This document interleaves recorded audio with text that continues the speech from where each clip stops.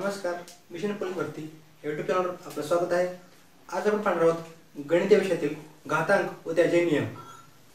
तर यामध्ये मी एक संख्या घेतली, समजा 5 चा घन।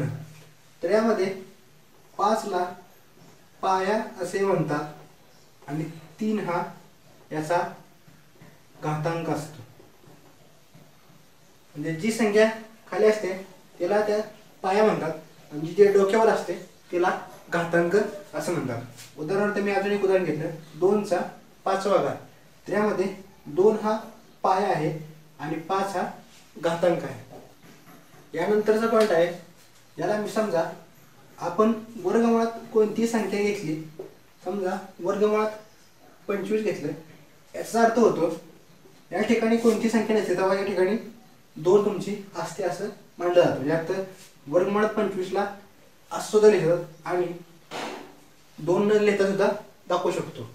याचा अर्थ असा होतो की 25 चा मी जर वर्गमूळ काढलं, चिन्ह काढलं, तर त्याला घातांकामध्ये 1/2 असंही लिहितात। वर्गमुळात 25 यालाच 25 चा 1/2 असे लिहितात। त्यामध्ये 25 हा पाया आहे आणि 1/2 हा घातांक आहे। सेम दुसरे मी एक उदाहरण घेतलं, समजा मला 729 चा घनमूळ काढायचे। आता घनमूळ काढताना हे 3 तुम्हाला दाखवणं गरजेचं असतं। वर्गमूळ काढताना 2 दाखवलं तर चालतं, पण घनमुळात 3 हे दाखवावंच लागतं। आता याला सुद्धा मी या फॉर्म मध्ये लिहू शकतो, ते म्हणजे 729 पाया आहे असा। आता मला घनमूळ काढायचं म्हणजे घातांकामध्ये 1/3। वर्गमूळ काढताना घातांक 1/2 येतो, घनमूळ काढताना ही जी संख्या असेल तिचाच आपण 1/3 ती संख्या घेतो। असं तुम्ही कोणतीही संख्येचे काढू शकता। उदाहरणार्थ मी जर ही संख्या घेतली 525 चा 5वं घनमूळ, तर तुम्ही संख्या 525 याचा 1/, याचं जे मूळ आहे म्हणजे 5, 1/5 ही संख्या असेल ती r/1/5 असं तुम्ही लिहू शकता। यानंतर आपला घातांकाचा पहिला नियम आहे। यामध्ये समजा तुम्हाला काही संख्या दिली असेल आणि त्या संख्यांचा गुणाकार आपल्याला काढायचे आणि त्यामध्ये समजा जर पाया सेम असेल तर घातांकाची बेरीज होते। उदाहरणार्थ समजा तुम्हाला 5 चा 4था घात गुणिले 5 चा 8वा घात गुणिले 5 चा 2रा घात याचा जर मला उत्तर काढायचं असेल तर यामध्ये सगळीकडे पाया हा सेम आहे, घातांक वेगळा असला तरी पाया सेम आहे। म्हणजे आपला नियम काय सांगतो, समजा तुमचा पाया जर सेम असेल तर त्यामध्ये पाया एकदाच लिहायचा आणि घातांकांची बेरीज करायची। म्हणजे त्या ठिकाणी आपला पाया सेम आहे, पाया एकदाच लिहायचा आणि घातांकांची बेरीज करायची। म्हणजे 4 + 8 + 2 म्हणजेच पाया आहे तसा 4 + 8 12, 12 आणि 2 14। म्हणजेच तुम्ही याला एकत्रितपणे 5 चा 14वा घात असे लिहू शकता। म्हणजे काय, तर ज्याचा पाया सेम असेल, कधी तर गुणाकार करताना पाया सेम असेल तर घातांकांची बेरीज होते। म्हणजेच पाया आपला एकच आहे, घातांकाची बेरीज केली 4 + 8 + 2 म्हणजेच 5 चा 14वा घात। त्यानंतर आपला दुसरा नियम आहे, तो म्हणजे समजा आता आपल्याला पाया सेम आहे पण संख्या आपल्या भागाकारामध्ये आहेत। म्हणजे समजा आता आपण गुणाकार बघितला, आता यामध्ये आपला पाया सेम आहे आणि घातांक वेगळा आहे आणि हे आपल्याला भागाकार काढायचे। तर यामध्ये आता आपण गुणाकार असताना बेरीज केली होती, भागाकारामध्ये घातांकांची वजाबाकी करायची। म्हणजे काय, पाया सेम आहे, घातांक वेगळा आहे, पाया एकदाच लिहायचा आणि घातांकांची वजाबाकी करायची। वरच्या घातांकातून खालचा घातांक वजा करायचा नेहमी। पाया सेमच आहे, एकदाच लिहिला, घातांकांची वजाबाकी कधी तर भागाकारामध्ये। आता त्याचं तुम्ही जर उदाहरण घेतलं, समजा 11 चा 8वा घात भागिले 11 चा 2रा घात याची मला जर किंमत विचारली तर आपण आता बघितलं की पाया सेम आहे दोन्हीकडे, फक्त घातांक वेगळा आहे। पाया सेम आहे, पाया एकदाच लिहायचा आणि घातांकांची वजाबाकी। आता वजाबाकी करताना वरच्या घातांकातून खालचा घातांक वजा करा, म्हणजेच वरचा घातांक आहे 8, त्यातून खालचा घातांक वजा केला तर आपलं जे उत्तर आहे ते 11 आहेच राहील. 8 वजा 2 6, म्हणजेच आपलं 11चा घातांक 8वा, 11चा स्क्वेअर बरोबर 11चा 6वा घात. हा आपला दुसरा नियम. यानंतर आपला तिसरा नियम आहे, समजा कोणत्याही संख्येत आपल्याला एक संख्या दिली, त्याचा आता आपण घात घेतला 5चा चौथा घात आणि परत मी या संख्येचा जर दुसरा घात घेतला तर यामध्ये पाया हायाचा राहतो, फक्त घातांकांचा गुणाकार होतो. कधी तर कोणत्या संख्येचा घात आहे आणि त्याचा परत तुम्ही जर घात घेतला तर पाया आयाचा राहतो आणि घातांकांचा गुणाकार होतो, म्हणजेच पाया आयाचा राहणार, घातांकांचा गुणाकार होणार. म्हणजेच आपलं जे उत्तर असेल ते 5 4 गुणिले 2 8, म्हणजे 5चा 8वा घात. म्हणजे आपला नियम काय सांगतो, जर कोणत्याही संख्येचा जर घात असेल आणि त्याचा पण तुम्ही अजून एक घात घेतला तर याचा पाया सेम राहतो आणि घातांकांचा गुणाकार होतो. हा आहे आपला तिसरा नियम. याच्यावर तुम्ही अजून जरी घात वाढवला तर त्याचा परत गुणाकार होणार आहे. म्हणजे कसं, समजा मी अजून एक उदाहरण घेतलं, 6चा चौथा घात आहे आणि त्याचा दुसरा घात. आता आपण इथपर्यंत पाहिलं होतं आणि याचा मी अजून एक जर घात घेतला 8वा घात, तर परत सेम प्रोसेस, पाया तुमचा सेमच राहणार, पण जेवढे घातांक असतील त्यांचा एकमेकांशी गुणाकार करायचा.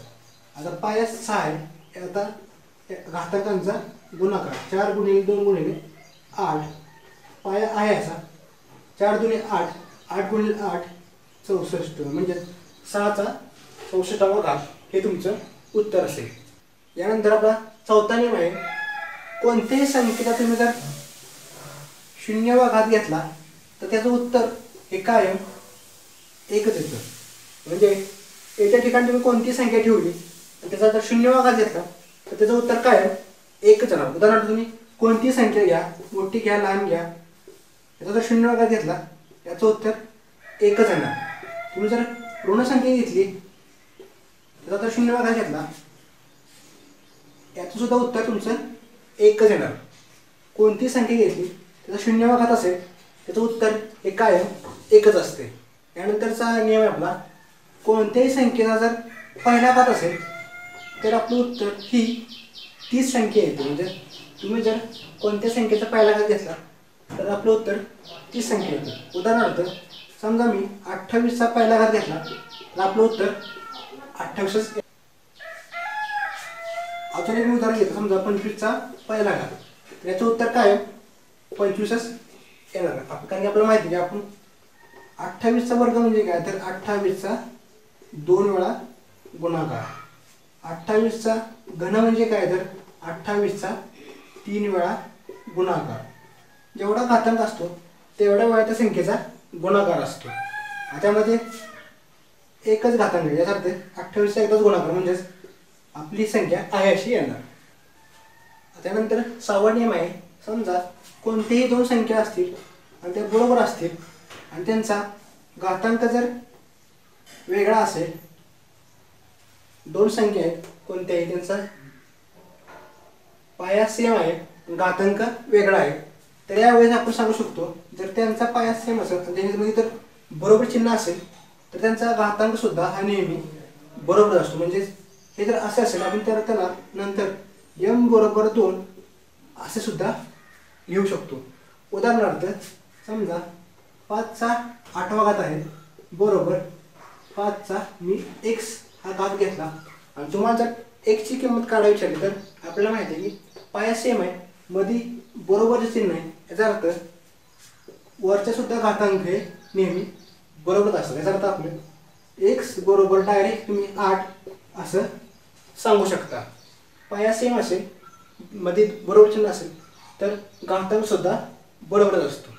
आता यानंतर आपला 7वा नियम आहे, कोणतेही जर दोन संख्या असतील आणि त्यांचा गुणाकार असेल किंवा त्या दोन संख्यांचा भागाकार असेल, या ठिकाणी दोन संख्या वेगवेगळ्या आहेत, या ठिकाणी पण दोन संख्या वेगळ्या आहेत, त्यामुळे जर गुणाकार असला भागाकार असला आणि यांचा घातांक जर सेम असला, समजा या ठिकाणी मी आता x मानतो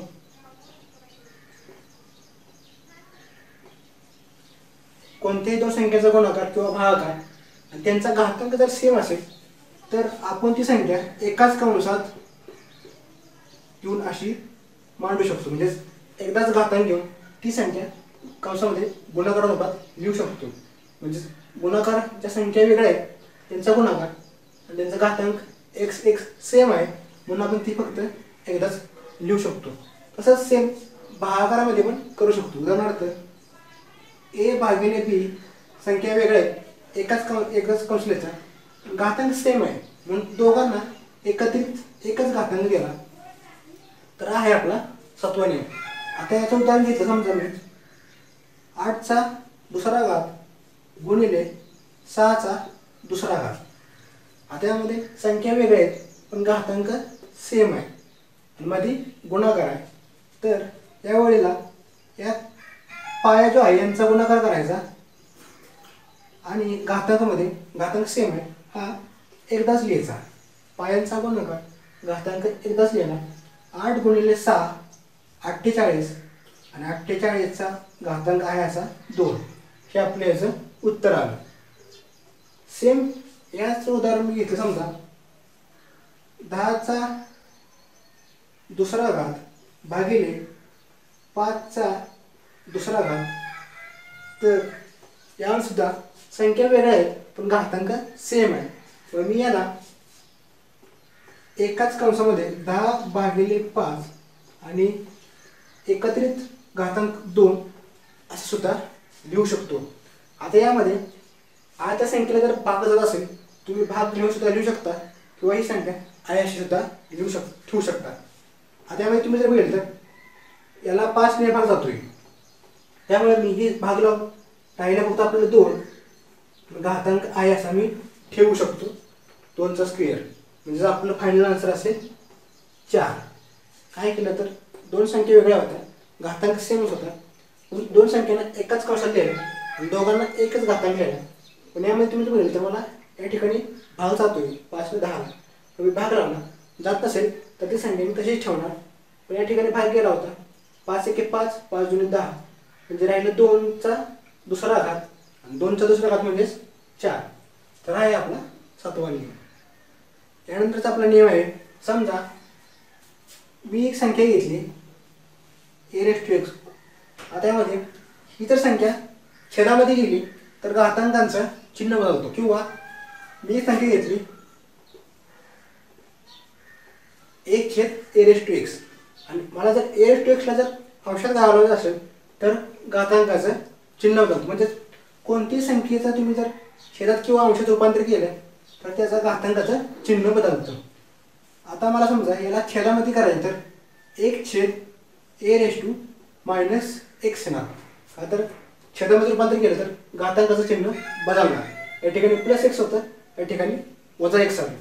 सेम तसंच आता मला या छेदाचं अंशात रूपांतर करायचे म्हणल्यावर मी a⁴x असं लिहिणार. फक्त अंशात गेल्यामुळे घातांकाचं चिन्ह फक्त बदलणार.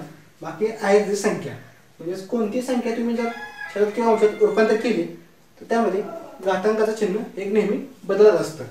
उदाहरणार्थ समजा मी घेतलं तर 2चा 5वा घात मी जर घेतलं आणि याला जर मला छेदामध्ये लिहायचं असेल तर त्याला मी 1/2चा वजा 5वा घात असं लिहिणं गरजेचं आहे. कारण की छेदामध्ये आले घातांकाचं फक्त चिन्ह बदललं. या ठिकाणी +x +5 आहे या ठिकाणी -5. सेम तसंच समजा अजून एक जर घेतलं समजा 8चा वजा दुसरा घात आहे.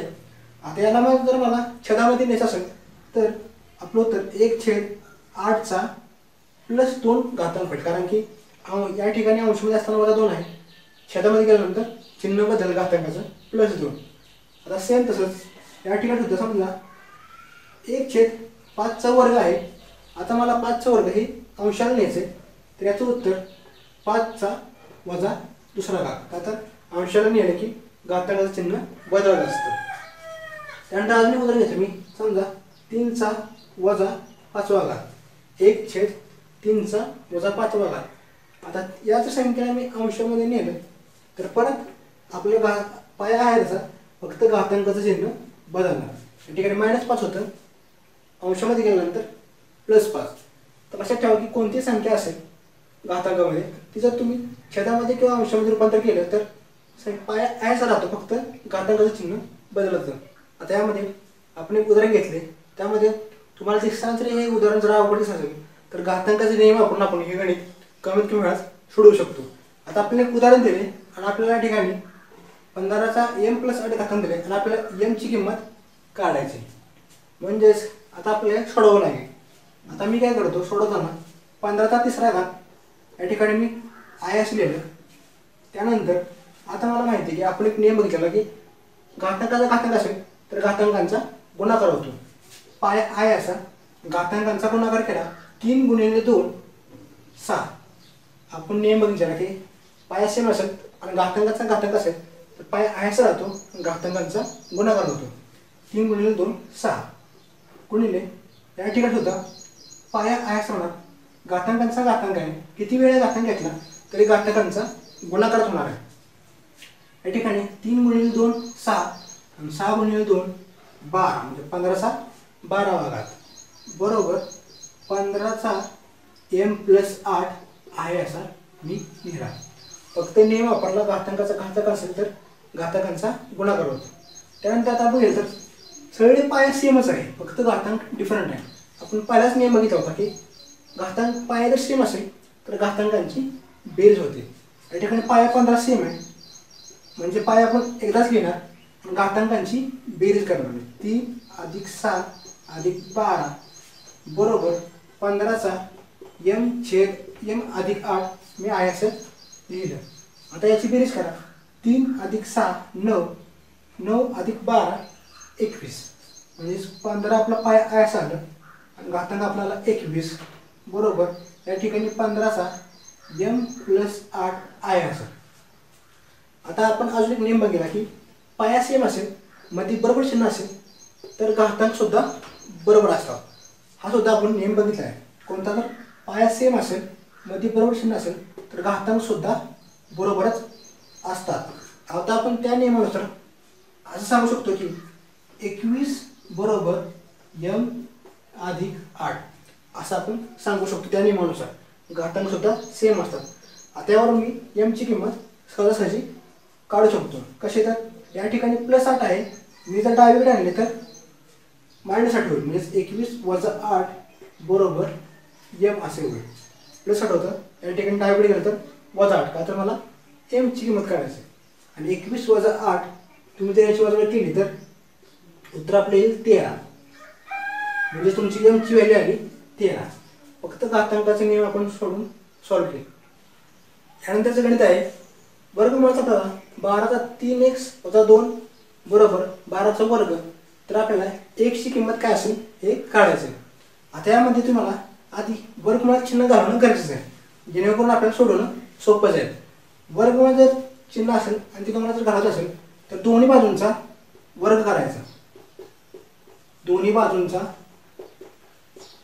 वर्ग, दोन्ही बाजूंचा वर्ग केला तुम्ही तर हे चिन्ह कॅन्सल होतं.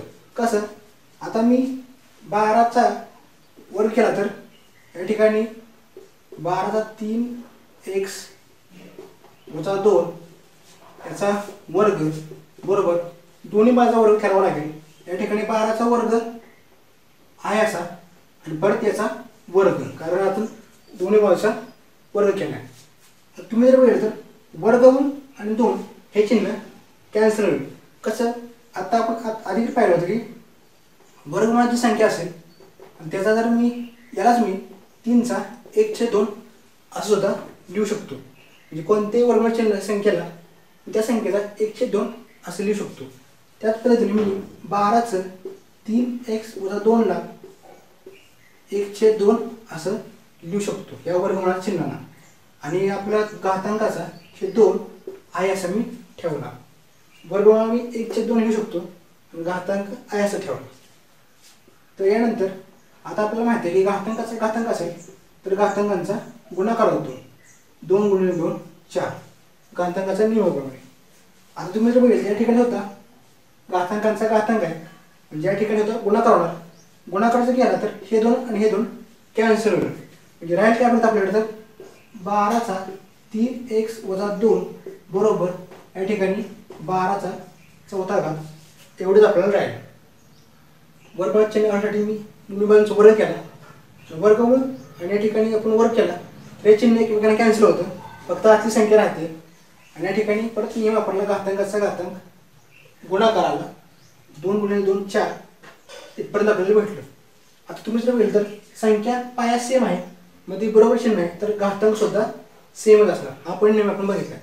पाया सेम बरोबर चिन्ह तर घातांक सुद्धा सेम. तर यावर असू शकतो की 3x - 2 = 4. आता पाया सेम आहे, घातांक पण सेम असणार.